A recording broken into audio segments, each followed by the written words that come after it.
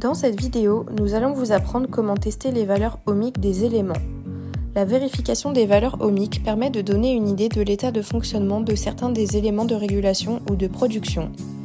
Les éléments que l'on peut vérifier sont le moteur ventilateur, la ou les bobines détendeurs, les sondes et le compresseur.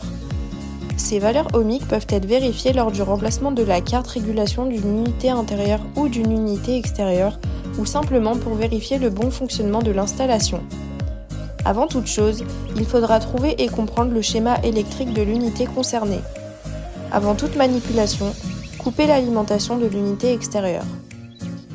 Décarrossez la façade avant du groupe extérieur. Vous trouverez à l'intérieur de celle-ci le schéma électrique détaillé de votre unité. Le décéphale moteur ou moteur ventilateur a la plupart du temps 5 fils. Les valeurs attendues sont entre noir et rouge, une valeur supérieure à 300 kΩ, entre noir et blanc, une valeur supérieure à 1 kΩ, et entre noir et jaune, une valeur supérieure à 1 kΩ. Retirez le moteur ventilateur 5 fils, rouge, noir, blanc, jaune et marron de votre platine. Passez votre multimètre en test de résistance pour des valeurs supérieures à 1 kΩ. Prenez ensuite la valeur ohmique entre le fil noir et le fil rouge. N'hésitez pas à inverser vos pointes de multimètre si la valeur indiquée est hors limite.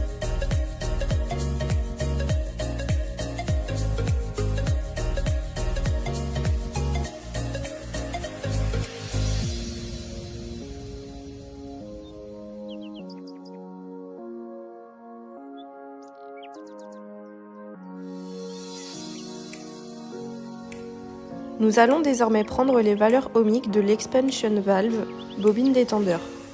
Les valeurs attendues entre rouge, orange, rouge, blanc, marron, bleu et marron jaune sont de 46 ohms avec plus ou moins 10%. En ce qui concerne les valeurs entre bleu et jaune et orange et blanc, elles doivent être de 93 ohms plus ou moins 10%.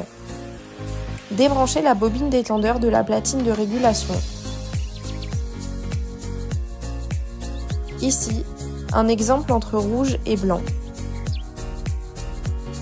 46 ohms. Et un exemple entre orange et blanc. 91,1 ohms. Les valeurs sont correctes. Nous allons maintenant tester les valeurs ohmiques des sondes. Les sondes sont schématisées ci-contre. Le groupe extérieur et les unités intérieures en ont une multitude.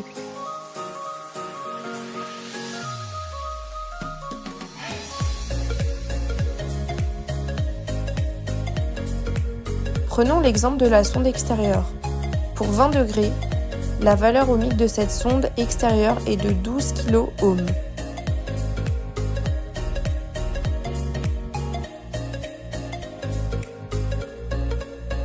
Lorsqu'on la compare avec le tableau suivant, que vous pourrez trouver en description, la sonde de température extérieure pour 20 degrés doit être approximativement de 12 kΩ.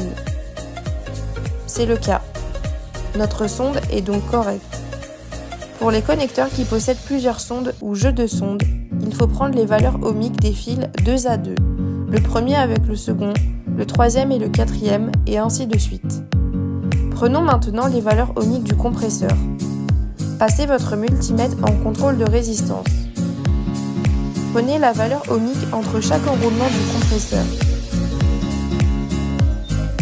Rouge, blanc, rouge, noir,